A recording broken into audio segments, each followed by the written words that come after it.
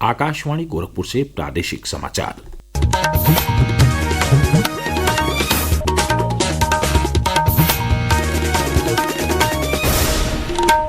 नमस्कार। समाचार बुलेटिन के साथ मैं वेद प्रकाश पाठक। पहले मुख्य समाचार। गणतंत्र दिवस की पूर्व संध्या पर आज देश को संबोधित करेंगी राष्ट्रपति द्रौपदी मुर्मू। शाम 7 बजे से आकाशवाणी और दूरदर्शन के सभी चैनलों पर होगा सीधा प्रसारण। उपराष्ट्रपति जगदीप धनखड़ ने उत्तर प्रदेश स्थापना दिवस के 3 दिवसीय कार्यक्रम का किया उद्घाटन। कहा, महाकुंभ के व्यवस्थित आयोजन से है पूरी दुनिया हैरान।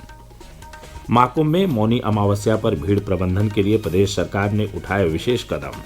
मेला क्षेत्र में प्रदेश का सबसे बड़ा ड्रोन शो भी हुआ शुरू। और मिल्कीपुर विधानसभा सीट पर उपचुनाव के लिए प्रचार अभियान तेज।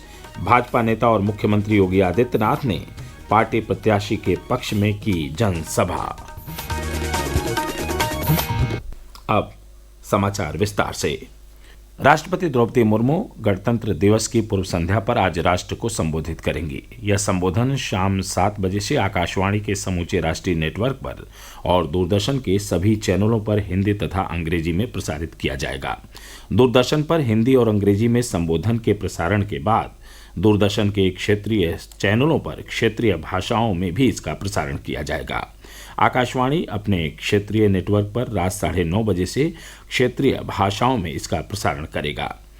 इस बीच कल 76वें गणतंत्र दिवस परेड का सीधा प्रसारण करने के लिए आकाशवाणी और दूरदर्शन ने व्यापक तैयारियां की हैं। कर्तव्य पथ से परेड का सीधा प्रसारण आकाशवाणी और दूरदर्शन के समूचे नेटवर्क के साथ साथ OTT प्लेटफॉर्म वेब्स पर भी होगा। राष्ट्र और समाज के लिए विशेष योगदान देने वाले देश भर के करीब 10,000 लोगों को इस बार कर्तव्य पथ पर गणतंत्र दिवस परेड देखने के लिए नई दिल्ली बुलाया गया है। इनमें खेल पुरस्कारों के विजेता भी शामिल हैं। लखनऊ के रहने वाले Indian blind and para judo association के चीफ कोच मुनव्वर अंजार और सहायक कोच आयशा मुनव्वर को भी अतिथि के रूप में आमंत्रित किया गया है।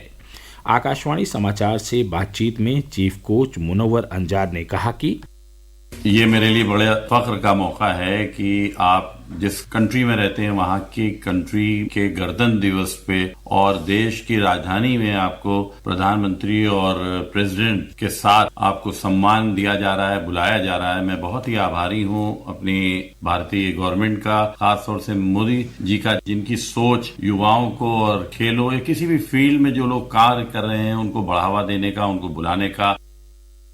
प्रदेश के अन्य जिलों से भी प्रगतिशील किसान, ग्राम प्रधान और समाज सेवी इस बार गणतंत्र दिवस परेड देखने के लिए नई दिल्ली बुलाए गए हैं।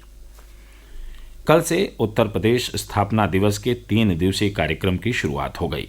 उपराष्ट्रपति जगदीप धनखड़ ने लखनऊ में आयोजित एक समारोह के दौरान इसका उद्घाटन किया। इस मौके पर उन्होंने कहा कि प्रधानमंत्री नरेंद्र मोदी के नेतृत्व में भारत की प्रगति बेमिसाल है और इसमें उत्तर प्रदेश की विशेष भूमिका रही है। महाकुंभ की चर्चा करते हुए उपराष्ट्रपति ने कहा कि पूरी दुनिया हैरान है कि प्रयागराज में इतना बड़ा आयोजन इतने व्यवस्थित तरीके से कैसे हो रहा है।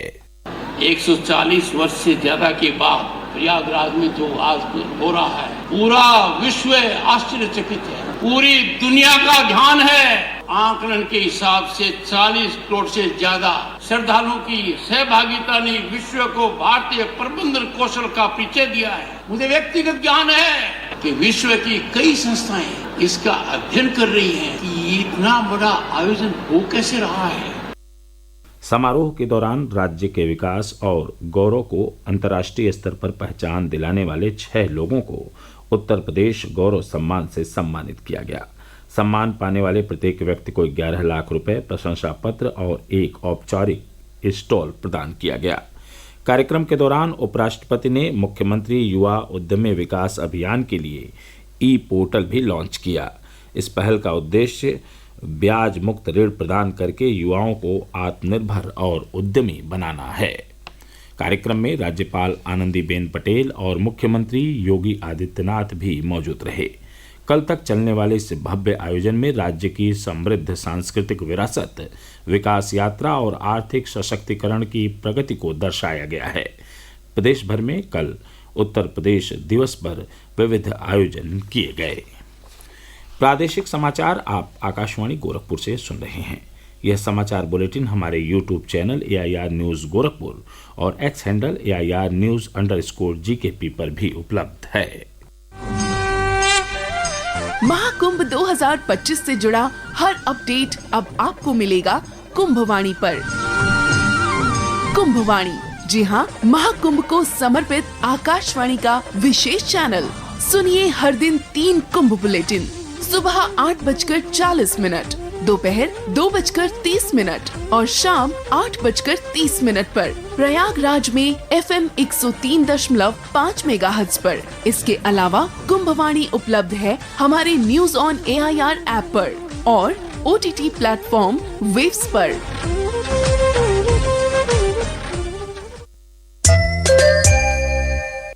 प्रयागराज महाकुंभ नगर में श्रद्धालुओं के आने और पवित्र संगम में डुबकी लगाने का सिलसिला जारी है। कल शाम 6 बजे तक 56 लाख से ज्यादा श्रद्धालुओं ने पवित्र स्नान किया। केंद्रीय कानून और न्याय मंत्री अर्जुन राम मेघवाल ने भी कल पवित्र संगम में स्नान किया। कल शाम तक करीब 10 करोड़ 80 लाख श्रद्धालु संगम स्नान कर चुके थे। मौनी अमावस्या पर 29 जनवरी को करीब 10 करोड़ श्रद्धालुओं के प्रयागराज महाकुंभ नगर आने की संभावना है। भारी भीड़ की संभावना के मद्देनजर प्रदेश सरकार ने यातायात और भीड़ प्रबंधन के लिए कई महत्वपूर्ण कदम उठाए हैं। एक रिपोर्ट।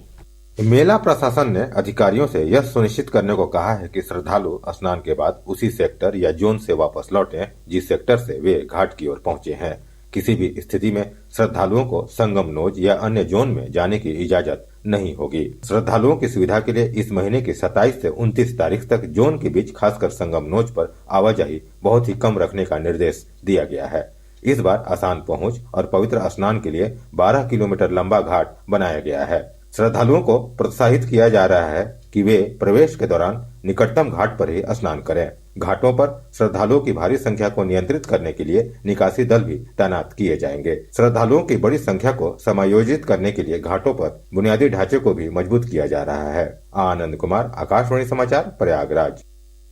इस बीच कल महाकुंभ मेला क्षेत्र में प्रदेश के सबसे बड़े ड्रोन शो का भी शुभारंभ हो गया।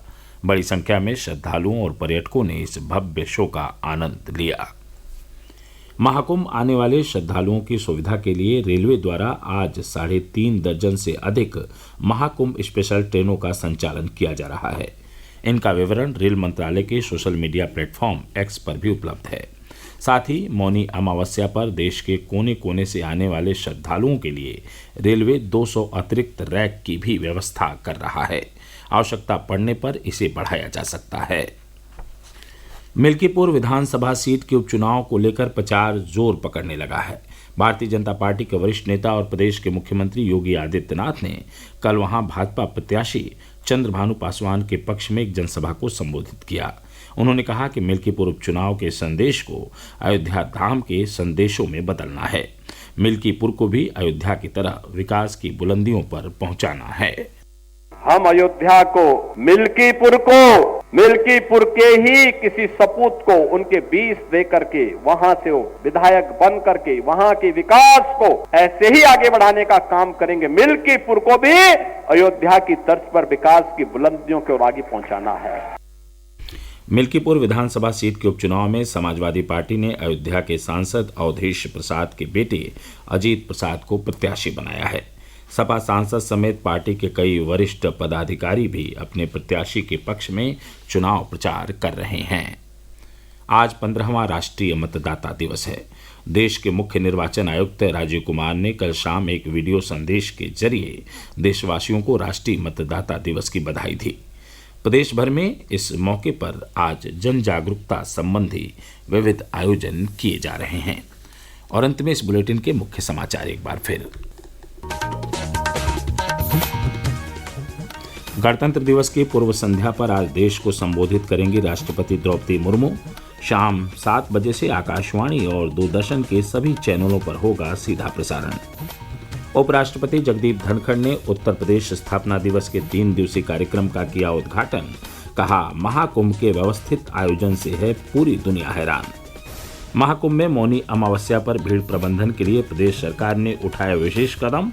मेला क्षेत्र में प्रदेश का सबसे बड़ा ड्रोन शो भी हुआ शुरू। और मिल्कीपुर विधानसभा सीट पर उपचुनाव के लिए प्रचार अभियान तेज। भाजपा नेता और मुख्यमंत्री योगी आदित्यनाथ ने पार्टी प्रत्याशी के पक्ष में की जनसभा। इसके साथ ही प्रादेशिक समाचारों का बुलेटिन समाप्त हुआ। नमस्कार।